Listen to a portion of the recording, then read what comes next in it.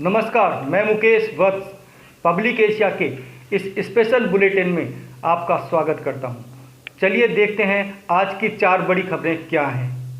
मुजफ्फरनगर के डीएम और एसएसपी ने एक फरमान जारी किया है। उन्होंने कहा है कि जितने भी पास अब तक उन्होंने दिए हैं उनको निरस्त किया जाता है, नए पास इशू किए जाएंगे।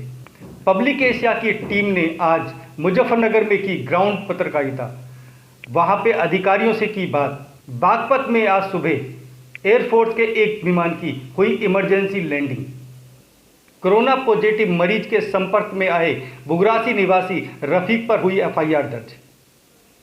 उत्तर प्रदेश के मुख्यमंत्री ने आज जारी किया बड़ा फरमान, कोरोना फैलाने वालों पर होगी एनएसए में कार्रवाई।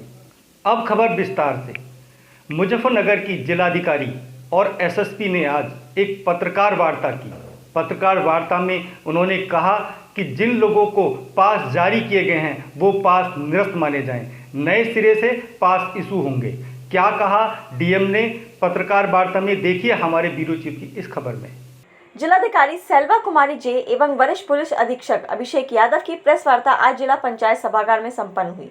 इस प्रेस वार्ता के दौरान जिलाधिकारी सेल्वा कुमारी जे एवं वरिष्ठ पुलिस अधीक्षक अभिषेक यादव, एडीएम प्रशासन अमित सिंह, एडीएम फाइनेंस व सीडीओ ने संयुक्त बयान में कहा कि लॉकडाउन 2 का कड़ाई से पालन किया जाएगा एवं मटर गश्ती करके शहर में अनावश्यक रूप से घूम रहे युवाओं एवं अन्य लोगों पर कड़ी कानूनी कार्रवाई की जाएगी। उन्होंने बताया कि लॉकडाउन प्रथम के अवसर पर बनाए गए कुछ पास सरकारी कर्मियों एवं आवश्यक सेवा में लगे कर्मियों को छोड़कर अन्य लोगों के पास निरस्त कर दिए गए हैं तथा कल से चेकिंग अभियान भी चलाया जाएगा तथा अब आवश्यकता अनुसार लॉकडाउन द्वितीय के पास जारी किए जाएंगे जो अलग कलर के होंगे और अलग प्रकार के होंगे। प्रेस वार्ता में जिलाधिकारी सेल्वा कुमारी जे एवं वरिष्ठ पुलिस अधीक्षक अभिषेक यादव ने कहा कि लॉकडाउन द्वितीय का कड़ाई के साथ पालन कराया जाएगा एवं खुराफाती तत्वों को गिरफ्तार किया जाएगा। प्रेस वार्ता के दौरान दोनों अधिकारियों ने कोविड-19 से संबंधित सारी व्यवस्थाओं के विस्तार से जानकारी दी एवं कहा कि कृषि से जुड़े लोगों को या श्रमिकों को एवं स्पेयर पार्ट बेचने वाले लोगों को छूट दी गई है एवं सामूहिक रूप से श्रमिकों को लाने ले जाने की व्यवस्था भी की गई है। प्रेस वार्ता के दौरान दोनों अधिकारियों ने महत्वपूर्ण बिंदुओं को विस्तार के साथ बताया एवं सारी व्यवस्थाओं का विस्तृत ब्यौरा भी दिया। प्रेस वार्ता में मुख्य विकास अधिकारी आलोक यादव एवं अपर जिलाधिकारी प्रशासन अमित सिंह सहित कई वरिष्ठ अधिकारी मौजूद थे। आइए देखते हैं। 21 दिन के लॉकडाउन में अब तक पुलिस की क्या-क्या कार्रवाई हुई? देखिए, जैसा आप जानते हैं कि कल रात्रि 12 बजे से लॉकडाउन को दोबारा 3 मई तक जारी किया गया है। तो इसमें पूर्व के 21 दिनों में मुजफ्फरनगर पुलिस द्वारा लगातार कार्रवाई की गई है। उस कार्रवाई में 21 लाख रुपए से अधिक का जुर्माना वसूला गया है। बहुत भारी तादाद में वाहन सीज किए गए हैं, मुकदमे किए गए हैं, कई हज़ारों लोगों के विरुद्ध मुकदमे पंजीकृत किए गए हैं। अभी भी हमारी लगातार अपील है लोगों से कि किसी भी प्रकार से लॉकडाउन का उल्लंघन न करें। हम यहाँ पे केवल आपकी सेहत और सुरक्षा के लिए मौजूद हैं। किसी भी हालत में मुजफ्फरनगर पुलिस आपकी सेहत और सुरक्षा से किसी को खिलवाड़ नहीं करने देगी। लॉकडाउन का कोई भी किसी भी समय में अगर ये पाया जाता है कि बिना मतलब के आदमी उल्लंघन करता है तो उसके विरुद्ध कार्रवाई की जाएगी। इसमें एक नई चीज़ हम ये कर रहे हैं कि यदि ये पाया जाता है कि कोई व्यक्ति बार बार उल्लंघन कर रहा है, उसके विरुद्ध मुकदमे दर्ज हो रहे हैं और मुकदमे रिपीट हो रहे हैं, तो भविष्य में मुजफ्फरनगर पुलिस उसकी हिस्ट्री शीट भी खोलेगी। अगर ये पाया जाता है कि जानबूझ के कोरोना संक्रमण के संबंध में सारी चीज़ें जानते हुए भी लॉकडाउन के उल्लंघन को व्यक्ति बार बार कर रहा है, एक से अधिक बार कर रहा है, तो ये स्पष्ट रूप से प्रतीत होता है कि वो आपराधिक प्रवृत्ति का है। उसकी मानसिकता इस प्रकार की है कि वो सभी लोगों की सेहत से खिलवाड़ करना चाहता है और भविष्य में ऐसे लोगों को चिन्हित करके उनके विरुद्ध हिस्ट्री शीट की कार्रवाई की जाएगी और अगर उसके बाद ज़रूरत पड़ी तो अन्य प्रकार की कार्रवाई भी की जाएगी। अभी तक कितने मामले शुरू हो गया है, अब किस तरह की सख्ती और बढ़ा दी जाएगी? देखिए, जैसा अभी आपको प्रशासनिक अधिकारियों द्वारा बताया गया है, जो भी पूर्व में पास निर्गत किए गए थे जनपद के अंदर, चाहे वो सामान अनाज बांटने के हों या किसी भी प्रकार के हों, वो सभी निरस्त कर दिए गए। एसेंशियल सर्विसेज को इसमें नहीं रोका गया है। कोई भी मेडिकल टीम या सरकारी कर्मचारी या ऐसा कोई भी कर्मचारी जो किसी ऐसी जगह नौकरी करने जा रहा है जो अधिकृत है, उसके पास नहीं निरस्त किए गए हैं। उसके अलावा जो अन्य जनपद स्तरीय पास बनाए गए थे वो सभी निरस्त कर दिए गए हैं। और आपके माध्यम से मैं ये बताना चाहूँगा कि जितनी भी स्वयंसेवी संस्थान है, कोई भी व्यक्ति है जो चाहे पब्लिक के लिए या किसी ज़रूरतमंद के लिए अपनी गाड़ी लेके सामान बांटने जा रहा है, खाना देने जा रहा है, वो संबंधित प्रशासनिक अधिकारी से पास पुनः बनवा ले। अगर कल से बिना पास के कोई भी व्यक्ति इस प्रकार से कार्यकर्ता मिलेगा तो ये माना जाएगा कि वो खुद कोरोना संक्रमण की जानकारी होते हुए इस प्रकार की गैर जिम्मेदाराना हरकत कर रहा है और उसके विरुद्ध भी कानूनी कार्रवाई की जाएगी। आप पास लीजिए, पास लेके कानूनी रूप से, लीगल रूप से अपने यहाँ नोट कराइए, थाने में प्रशासनिक अधिकारी से पास बनवाइए, थाने में नोट कराइए कि साहब हमारा इस क्षेत्र के लिए पास बनाया गया है, यहाँ हम ज़रूरतमंद लोगों को खाना या राशन बांटेंगे, और उसके उपरांत ही कोई भी आदमी फील्ड में दिखाई दे। अभी तक लॉकडाउन में कितने लोगों के खिलाफ कार्रवाई की जा रही है? देखिए, अभी तक हमारे द्वारा 600 से अधिक मुकदमे दर्ज किए गए हैं, 3000 से अधिक ऐसे लोग हैं जिनके विरुद्ध इस प्रकार की कार्रवाई की गई है। उसके अलावा 21 लाख का जुर्माना वसूला गया है। उसके अलावा कई हज़ार तादाद में वाहन सीज किए गए हैं, कई लोगों के चालान किए गए हैं और लगातार इस प्रकार की कार्रवाई अभी भी प्रचलित है। ठीक है, इस संबंध में आपने ये प्रेस कॉन्फ्रेंस हम लोग डेली करेंगे 5 बजे, जो भी हमारे जो भी डेवलपमेंट्स है जिले के संबंध में, क्योंकि कई बार ये होता है इन्फॉर्मेशन या जो भी न्यूज़ आता है उसको प्रॉपरली मीडिया ब्रीफिंग नहीं हो पाता है। इसके कारण हम लोगों ने ये शुरू किया है। तो डेली ब्रीफिंग होगी, जो भी पत्रकार की तरफ से या मीडिया की तरफ से जो भी ब्रीफिंग लेना है तो हम और एसएसपी साहब रहेंगे, प्लस जिले के जो मेन ऑफिसर से रहेंगे, हम लोग ब्रीफिंग देंगे। मैडम, सरकारी नंबर ऐसे हैं जो बंद रहते हैं, जिनको फोन करते हैं वो बंद रहते हैं, सीयूजी नंबर, उनके लिए कोई कार्रवाई कोई आगे अगर नहीं, एक तो है सिग्नल, नहीं सिग्नल हो सकता है ना। There are so many factors which are there. Specific आप बताइए कौन ऑफिसर है तो we will get it. Ma'am, कई अधिकारी ऐसे हैं, नाम लेना उचित नहीं है, हम उनकी कॉल डिटेल तक दे सकते हैं। तो इतना कंप्लेंट कर रहे थे, नाम तो लेना पड़ेगा। घटना होती है तो उस घटना की हमें पुष्टि कैसे होगी, क्या सब रास्ता है? बिल्कुल, एक एडीएम फाइनेंस हमारा नोडल ऑफिसर है, सूचना अधिकारी नोडल ऑफिसर है, इनसे आप कभी भी क्योंकि कंट्रोल रूम यही बैठते हैं, आपके बिल्कुल बराबर में बैठे हैं, उनके सामने सर मैं कह रहा हूं कि कई बार आपसे हमारे संबंधित आगे रिस्पॉन्ड करेंगे। उन्होंने कहा कि हम मेरे पास ही जानकारी नहीं है। आगे रिस्पॉन्ड करेंगे।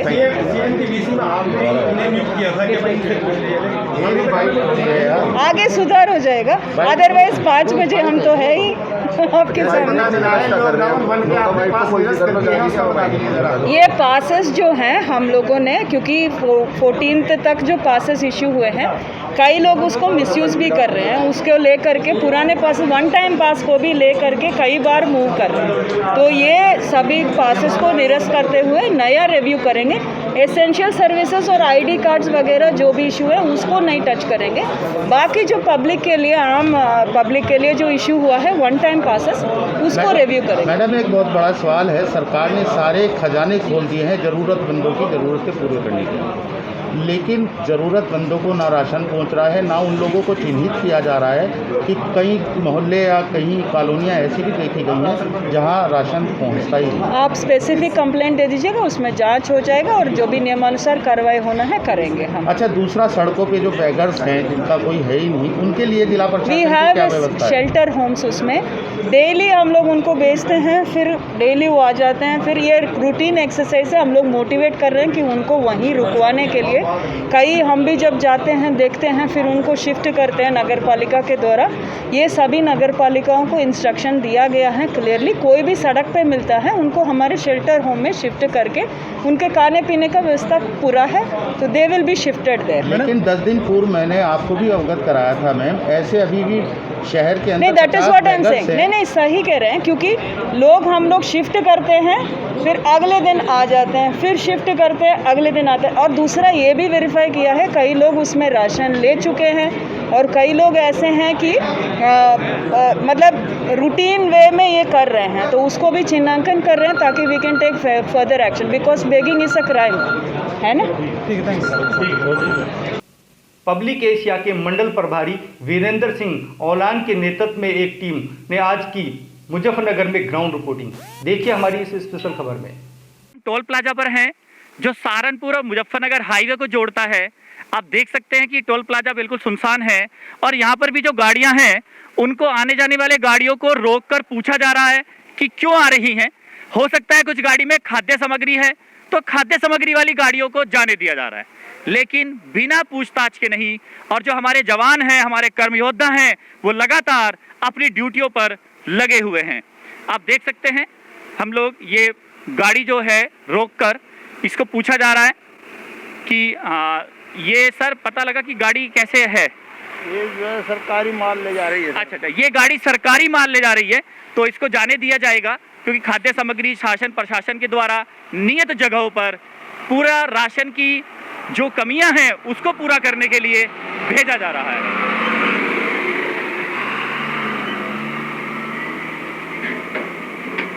बाकायदा पास देखा जाता है कि पास कहां से बना है और किस क्षेत्र की गाड़ी कहां पर जा रही है। और आप देख सकते हैं ये टोल प्लाजा, यहाँ पर बहुत बड़ी लाइनें लगी होती थी, खासतौर से शनिवार और इतवार के दिन। जो एनसीआर है, यहाँ से लोग घूमने जाते हैं, हरिद्वार, ऋषिकेश, मसूरी, 2 दिन का जो सैटरडे डाउन होता था उसके लिए। लेकिन आज ये लॉकडाउन को लेकर बिल्कुल ऑफ है, यहाँ पर आने जाने वालों की भीड़ नहीं है। सभी लोग लॉकडाउन का समर्थन कर रहे हैं, और जब तक लॉकडाउन का समर्थन करेंगे, जब तक कि कोरोना वायरस हार नहीं जाता।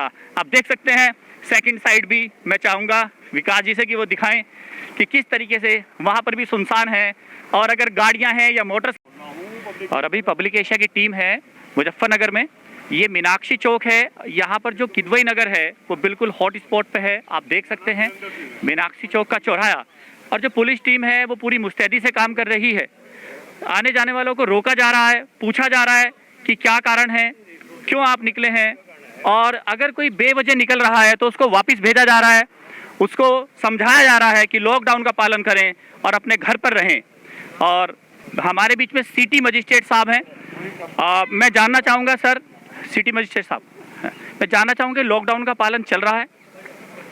जो माननीय प्रधानमंत्री जी का निर्देश था कि 3 मई तक लॉकडाउन पूरे इंडिया में लागू है, और 6 से 9 बजे के बाद जो पब्लिक एसेंशियल सर्विस को लेकर है, बैंक जा रही है जी, मेडिकल स्टोर जा रही है जी, या नर्सिंग होम में जा रही है, उनको हम नहीं रोक रहे हैं जी। जो पब्लिक अनावश्यक रोड पे किसी बहाने से घूम रही है जी, उसके लिए हमने आज एक प्रारूप बनवाया हुआ है जिसमें कोरोना से लड़ने के लिए क्या क्या निर्देश हैं जी, और लॉकडाउन का उल्लंघन करने पे क्या क्या कार्रवाइयाँ एपिडेमिक एक्ट में, आईपीसी में हो सकती हैं जी, वो हम इनको लिख के दे रहे हैं जी, ताकि वो अपने घरों में जाएं, उसको पढ़ें, अपने मोहल्ले में अपने जो आसपास के पड़ोसी हैं उनको दिखाएं कि लॉकडाउन का उल्लंघन करने पे ये कार्रवाइयाँ हो सकती हैं।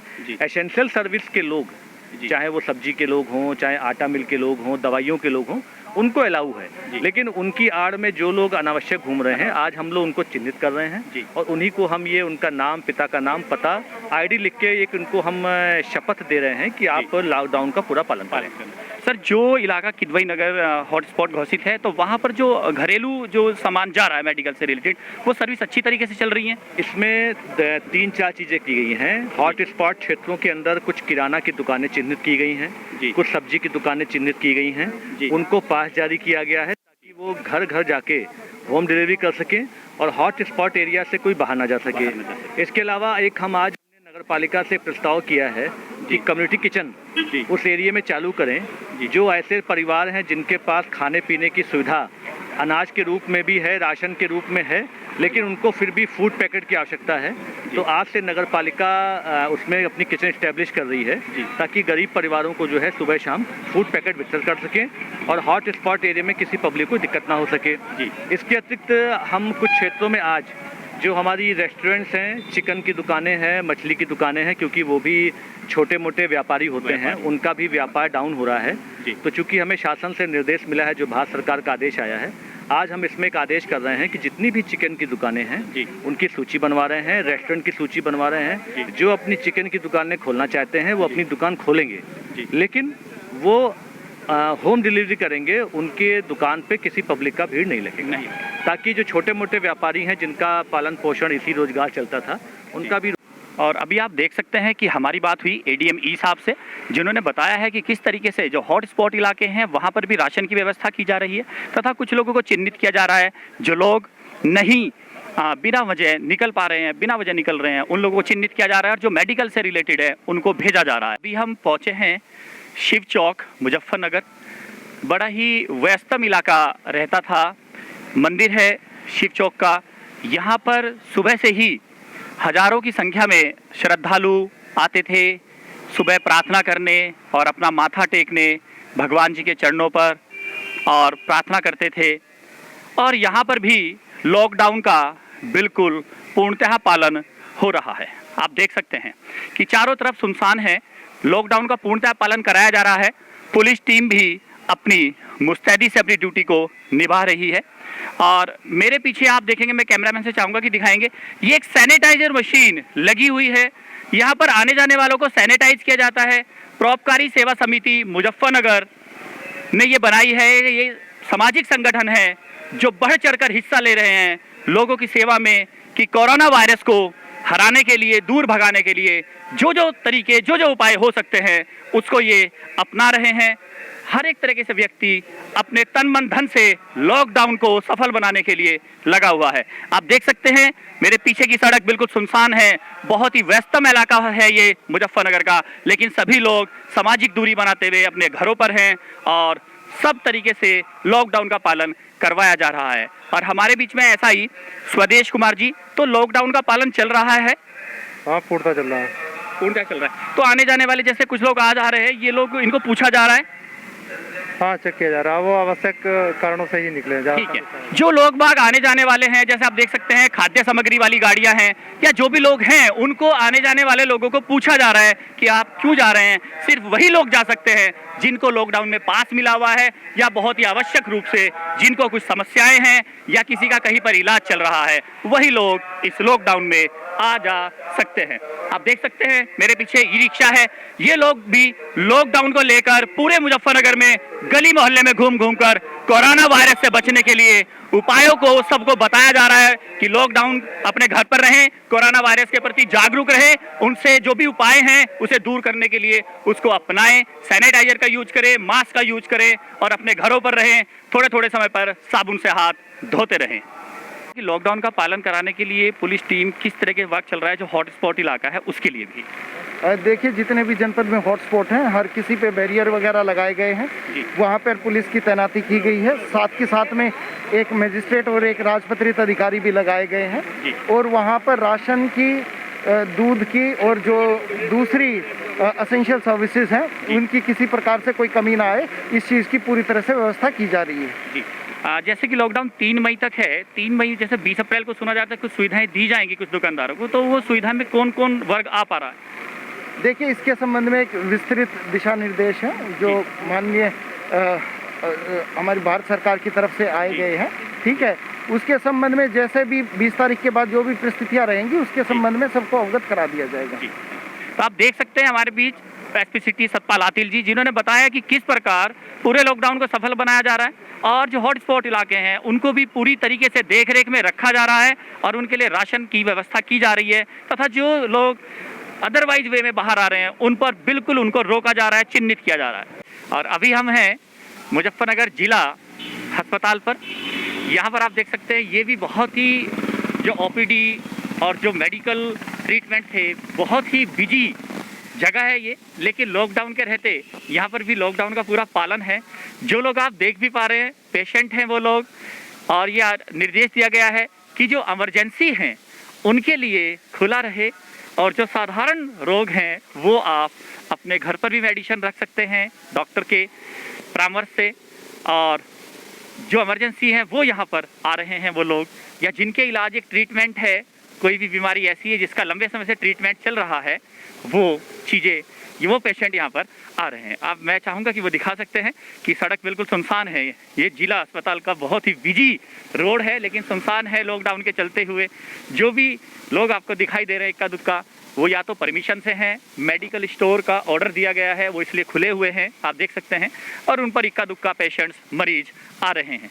तो ये है हमारा जिला चिकित्सालय मुजफ्फरनगर। आप देख सकते हैं कि हमारे बीच एक शिव परिवार सेवा समिति, एक एनजीओ, एक सामाजिक संगठन, एक चलती फिरती रसोई जो सहायता कर रही है लॉकडाउन में उन लोगों की जिनके पास खाना उपलब्ध नहीं है, उन कर्म योद्धाओं की, उस पुलिस टीम की जो सुबह से शाम तक अपनी ड्यूटी दे रहे हैं, अपने परिवार से अलग, बिना खाए पिए, बिना किसी शुद्ध के, प्रधानमंत्री जी की लॉकडाउन को सफल बनाने के लिए। तो क्या नाम है आपका? राकेश कुमार गोयल। तो राकेश कुमार गोयल जी, आपके संरक्षण में चल रहा है ये? हाँ जी, हाँ जी, हाँ जी। तो ये रसोई कितने दिन से चल रही है? ये 10 दिन से चल रही है। अच्छा, 10 दिन से। तो क्या मुख्य उद्देश्य क्या रहता है रसोई का? इसमें कड़ी चावल हैं, हलवा है और जो है छोले चावल हैं और रसगुल्ला है और पानी है, ठंडा तो पानी। ये किन लोगों के लिए उपलब्ध कराई जा रही है? ये पुलिस कर्मचारियों के लिए और अन्यथा जो गरीब लोग हैं उनके लिए। तो आप समय समय पर हर जगह पहुंचकर इन लोगों को खाना उपलब्ध करा रहे हैं? हाँ जी, पूरे शहर में दे रहे जी, पूरे शहर में। हाँ तो आप लोग कितना टाइम सुबह बनाने में लगता है आप लोगों को? हम सुबह जो है 4 बजे उठ जाते हैं। कितने लोग जुड़े हुए हैं सामाजिक संगठन? लगभग 10-12 लोग जुड़े हुए हैं। 10-12 लोग। आप देख सकते हैं कि 10 से 12 लोगों का एक सामाजिक संगठन है। लॉकडाउन लगा हुआ है, इन लोगों के लिए भी ये लोग अपने आप को लॉकडाउन के लिए और अपने देशवासियों के लिए, मुजफ्फरनगर वासियों के लिए समर्पित कर रहे हैं। जब तक दम है, जब तक जान है, राष्ट्र को समर्पित, देश को समर्पित कर्म योद्धाओं को जो खाना खिला रहे हैं, जो भूखे पेट हैं गरीब लोग, उनको ये लोग खाना उपलब्ध करा रहे हैं। पब्लिक एशिया से हेमंत अरोड़ा। एयरफोर्स के एक विमान में तकनीकी खराबी के चलते इमरजेंसी लैंडिंग करनी पड़ी। यह इमरजेंसी लैंडिंग बागपत में हुई। देखिए ब्यूरो चीफ की इस खास रिपोर्ट में। घटना है बागपत के खेकरा थाना क्षेत्र के रटौल गांव के पास की, जहां तकनीकी खराबी होने से हेलीकॉप्टर की कराई गई इमरजेंसी लैंडिंग। गाजियाबाद के हिंडन एयरबेस से सुबह हेलीकॉप्टर ने भरी थी उड़ान। अचानक आई तकनीकी खराबी से हेलीकॉप्टर की कराई गई थी ईस्टर्न पेरिफेरल एक्सप्रेसवे पर लैंडिंग। हेलीकॉप्टर के पायलट और सह पायलट सभी सुरक्षित हैं। पुलिस के अधिकारी सभी मौके पे भी मौजूद रहे। आइए देखते हैं क्या कहा एसपी ने। मामला था, कहाँ लैंडिंग हुई थी, क्या वजह रही इसकी? देखिए, जो चीज़ संज्ञान में आई है वो सुबह 8 बजे के आसपास एक चीता हेलीकॉप्टर जो हिंडन एयरबेस से चंडीगढ़ के लिए निकला था, उसमें कुछ तकनीकी खराबी आ गई, जिसकी वजह से उसे इमरजेंसी एयर स्ट्रिप जो हमारे यहाँ बनी हुई है मवी कला के पास पेरिफेरल पे, वहाँ पर उतारा गया। उसके थोड़ी देर बाद ही उनका दूसरा हेलीकॉप्टर जो तकनीकी खराबी को दूर करने के लिए आया था वो भी वहाँ पर लैंड हुआ और बहुत जल्दी उसकी तकनीकी खराबी को दूर कर लिया गया और कम से कम 20 या 25 मिनट के बाद ही वो वहाँ से दोनों हेलीकॉप्टर उड़ गए। जैसे ही जानकारी मिली, वहाँ के थानाध्यक्ष, चांदीनगर के थानाध्यक्ष इंस्पेक्टर, 2 बीआरबी की गाड़ियाँ और जो वहाँ चौकी इंचार्ज हैं वो लोग तुरंत मौके पे पहुँच गए थे। लेकिन जैसे ही ये संज्ञान में आया, बातचीत हुई चांदीनगर एयरबेस से भी, तो उसके आधार पर वहाँ पर फिर रह करके लोगों ने असिस्ट किया और बिना किसी समस्या के, बिना किसी तकनीकी समस्या के फिर से उनका टेक ऑफ हुआ। इसमें कोई किस तरह की हानि हुई? नहीं, ऐसा कुछ नहीं है, ये मामूली तकनीकी खराबी थी और जो चीता हेलीकॉप्टर बताया जा रहा है उसमें 2 लोग ही थे, पायलट थे और को पायलट थे, तो ऐसी कोई दिक्कत नहीं आई है। तो हल्की तकनीकी खराबी थी जिसको सही कर लिया गया और वो समय से टेक ऑफ हो गया। Thank you sir. बुलंदशहर के बुगरासी निवासी रफीक कुछ दिनों पहले कोरोना पॉजिटिव एक मरीज के संपर्क में आया। इसकी भनक जैसे ही पुलिस प्रशासन को लगी तो एसएसपी ने आज रफीक पर एफआईआर दर्ज की। क्या कहा एसएसपी ने, देखिए हमारी स्पेशल खबर में। लेकिन नरसेना में एक मुकदमा दर्ज हुआ है सर, किस मामले को लेकर मुकदमा दर्ज हुआ? देखिए, 27/3 को एक संतरा व्यवसायी जो अमरावती महाराष्ट्र का था, वो दिल्ली में अपने संतरे बेच करके लॉकडाउन होने की वजह से किसी तरह से बुगरासी क्षेत्र में जो नरसेना थाना के अंतर्गत आता है, वो इश्तियाक वहाँ के एक स्थानीय निवासी रफ़ीक के घर पे आया। 2-3 दिन रहा। इसके बाद उसे पता चला कि उसके इलाके के कुछ जमाती जो है बॉर्डर में नदी के उस पार का गांव हापुड़ जनपद का है, वहाँ पे निवास कर रहे हैं। तो उन जमातियों के बीच में चला गया, हापुड़ जनपद की सीमा में चला गया। वहाँ बाद में उसका इन्वेस्टिगेशन हुआ तो वो कोरोना पॉजिटिव पाया गया। जब इस बात की जानकारी हमको हापुड़ से मिली कि एक व्यक्ति वहाँ पे पॉजिटिव पाया गया है जो 3 दिन तक बुगरासी कस्बे में रफ़ीक के घर में रहा है, तो हम लोगों ने तत्काल उस इलाके को हॉट स्पॉट के रूप में चिन्हित करके सैनिटाइजेशन कराया और आसपास के जो भी लोग उसके कॉन्टैक्ट में आए थे उनको चिन्हित करके हम लोगों ने आश्रय स्थल खुर्जा उन्हें भिजवा दिया। लगभग 2-3 दिन बाद एक बात जानकारी में आई, 2 दिन बाद, कि रफ़ीक की 4 लड़कियां और थी जो 12 से 19 साल की बीच की उम्र की थी। उन्होंने उन लड़कियों के बारे में कुछ नहीं बताया और ये बताया कि उसके पास केवल 4 संतानें हैं, जबकि उसके पास जो है 8 संतानें थी। तो उन 4 बेटियों को छुपा लिया और छुपाने के बाद उनको दूसरे घर में स्थानांतरित कर दिया था। बाद में जब इस बात की जानकारी हुई तो उन लड़कियों को भी क्वारंटीन सेंटर आश्रय स्थल खोजा भेजा गया और रफ़ीक के खिलाफ गंभीर धारा में अभियोग पंजीकृत कराया गया। और आपके माध्यम से मैं आम लोगों से पुनः अपील करना चाहता हूं कि अगर किसी के पास इस तरह की कोई जानकारी है तो जनहित में, समाज हित में और अपने हित में वो सामने आएँ। और अभी भी समय है कि अगर वो प्रकट हो जाते हैं, सामने आ जाते हैं, तो हम लोग उनका मेडिकल परीक्षण आदि करा के ये सुनिश्चित कर लेंगे कि किसी तरह से कोरोना से पीड़ित हैं, संक्रमित हैं अथवा नहीं। की आशंका जताई जा रही है, तो किस तरह से आपके द्वारा अपील की जा रही है? देखिए, तो आप लोगों के माध्यम से हम अपील कर रहे हैं, साथ ही अनवरत हमारी टीमें लाउड हेलर के माध्यम से विभिन्न इलाकों में, गाँव में जा कर के अनाउंस कर रही हैं कि अगर कोई ऐसा व्यक्ति जो जमात से किसी भी रूप में संबद्ध रहा है या जमातियों के संपर्क में रहा है, अगर इस तरह का है तो तत्काल जो है अपने को हमारे सामने, पुलिस के सामने, प्रशासन के सामने प्रस्तुत करें, ताकि हम लोग उनका परीक्षण करा करके और किसी भी आशंका संभावना को निर्मूल कर सकें। जो कोरोना पॉजिटिव होने की जो संभावनाएं, आशंकाएं हैं, उसको निर्मूल किया जा सके। ये लोगों के अपने व्यक्तिगत हित में भी है, राष्ट्र हित में भी है, समाज हित में भी है। और लगातार हम जितनी भी मस्जिदें हैं और ऐसे स्थल हैं जहाँ पे जमाती आदि रोके गए थे, उन सारे स्थानों का सैनिटाइजेशन फायर ब्रिगेड की गाड़ी के माध्यम से करा रहे हैं, तथा इसके साथ ही साथ लोगों से अपील भी कर रहे हैं कि कोई जमाती या जमाती से जुड़ा हुआ, उसके संपर्क में आया हुआ व्यक्ति अगर है तो यथाशीघ्र जो है अपने को प्रस्तुत करें। उत्तर प्रदेश के मुख्यमंत्री योगी आदित्यनाथ ने आज एक आदेश जारी किया है। आदेश जारी करते हुए मुख्यमंत्री ने कहा है कि जो लोग कोरोना पॉजिटिव हैं और कोरोना जैसी बीमारी को छिपा रहे हैं, उनके खिलाफ NSA में कार्रवाई होगी। और उन्होंने उत्तर प्रदेश की पुलिस को इसका अधिकार दिया। NSA क्या है, NSA क्यों लगाया जाता है, इस पर देखिए हमारी ये स्पेशल रिपोर्ट। नमस्कार, पब्लिक एशिया न्यूज में आपका स्वागत है। कोरोना वायरस के संक्रमण के बीच कोरोना वायरस पर हो रहे हमलों से गुस्साए मुख्यमंत्री योगी आदित्यनाथ ने स्पष्ट कर दिया है कि पुलिस तथा मेडिकल टीम पर हमला करने वालों के खिलाफ राष्ट्रीय सुरक्षा कानून NSA के तहत कार्रवाई होगी। यहाँ ये जानना जरूरी है कि आखिर क्या है राष्ट्रीय सुरक्षा कानून NSA। जानिए कब बना था ये कानून, किन नागरिकों को पकड़ा जा सकता है, इसमें कितने महीने जेल में रहने की सजा मिलती है। नाम से ही स्पष्ट है कि ये कानून जो राष्ट्रीय सुरक्षा में बाधा डालने वालों पर नकेल डालने का काम करे, अर्थात राष्ट्रीय सुरक्षा अधिनियम 1980 देश की सुरक्षा के लिए सरकार को अधिक शक्ति देने से संबंधित एक कानून है। अगर सरकार को लगता है कि कोई व्यक्ति कानून व्यवस्था को सुचारू रूप से चलाने में उसके सामने बाधा खड़ा कर रहा है तो वह उसे NSA के तहत गिरफ्तार करने का आदेश दे सकती है। साथ ही अगर उसे लगे कि वह व्यक्ति आवश्यक सेवा की आपूर्ति में बाधा बन रहा है तो वह उसे NSA के तहत गिरफ्तार करवा सकती है। कब हुआ था ये NSA लागू? रासुका यानी राष्ट्रीय सुरक्षा कानून NSA 23 सितंबर 1980 को इंदिरा गांधी की सरकार के कार्यकाल में अस्तित्व में आया था। ये कानून देश की सुरक्षा मजबूत करने के लिए सरकार को अधिक शक्ति देने से संबंधित है। ये कानून केंद्र और राज्य सरकार को संदिग्ध व्यक्ति को हिरासत में लेने की शक्ति देता है। CCP 1973 के तहत जिस व्यक्ति के खिलाफ आदेश जारी किया जाता है उसकी गिरफ्तारी भारत में कहीं भी हो सकती है। कब कब हो सकती है गिरफ्तारी?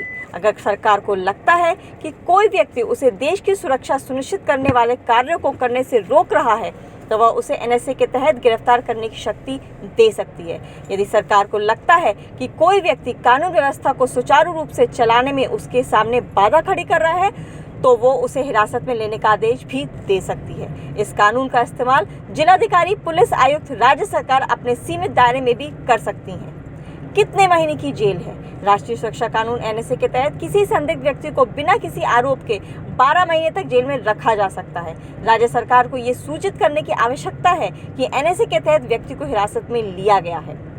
राष्ट्रीय सुरक्षा अधिनियम के तहत हिरासत में लिए गए व्यक्ति को उनके खिलाफ आरोप तय किए बिना 10 दिनों के लिए रखा जा सकता है। हिरासत में लिया गया व्यक्ति उच्च न्यायालय के सलाहकार बोर्ड के समक्ष अपील कर सकता है, लेकिन उसे मुकदमे के दौरान वकील की अनुमति नहीं है। क्या होती है पूरी प्रक्रिया? कानून के तहत उसे पहले 3 महीने के लिए गिरफ्तार किया जा सकता है, फिर आवश्यकता अनुसार 3 महीने के लिए गिरफ्तारी की अवधि भी बढ़ाई जा सकती है। एक बार में 3 महीने से अधिक की अवधि नहीं बढ़ाई जा सकती। अगर किसी अधिकारी ने ये गिरफ्तारी की है तो उसे राज्य सरकार को बताना होगा कि उसने किस आधार पर ये गिरफ्तारी की है। जब तक राज्य सरकार इस गिरफ्तारी का अनुमोदन नहीं करते तब तक ये गिरफ्तारी 12 दिन से ज़्यादा नहीं हो सकती। अगर अधिकारी 5 से 10 दिन में जवाब दाखिल करता है तो अवधि 12 की जगह 15 दिन की जा सकती है। अगर रिपोर्ट को राज्य सरकार मंजूर कर देती है तो इसे 7 दिनों के भीतर केंद्र सरकार को भेजना होता है। इसमें इस बात का जिक्र करना आवश्यक है कि किस आधार पर यह आदेश जारी किया गया है और राज्य सरकार का इस पर क्या विचार है और ये आदेश क्यों जरूरी है। क्यों पड़ी है एनएसए की जरूरत। रामपुर, मेरठ, मुजफ्फरनगर तथा अलीगढ़ में मेडिकल टीम पर हमले की जानकारी मिलने के बाद से सीएम योगी आदित्यनाथ योगी के बेहद नाराज हैं। सीएम योगी आदित्यनाथ ने साफ कहा है कि पुलिस तथा मेडिकल टीम पर हमला करने वालों के खिलाफ राष्ट्रीय सुरक्षा कानून एनएसए के तहत कार्रवाई जरूर होगी। उन्होंने कहा है कि इंदौर तथा कर्नाटक जैसी घटना यूपी में किसी कीमत पर नहीं होनी चाहिए। प्रदेश में गाजियाबाद के सहित अन्य मामले में जो दोषी हैं उन्हें कानून का पालन करना सिखाओ। प्रदेश सरकार ने आदेश दिया है कि जहां कहीं भी तथा ऐसे मामले सुनने में आए वहां पर तत्काल कार्रवाई हो। इसके साथ ही अब जहां कहीं भी ऐसा मामला होता है तो दोषी को तत्काल गिरफ्तार किया जाएगा। ऐसी ताज़ा अपडेट के लिए पब्लिक एशिया के यूट्यूब चैनल को सब्सक्राइब करें। फेसबुक, लिंक्डइन, ट्विटर पर हमें लाइक करें, फॉलो करें और हमारी वेबसाइट www.publicasia.in पर हमारी खबरों को पढ़ें।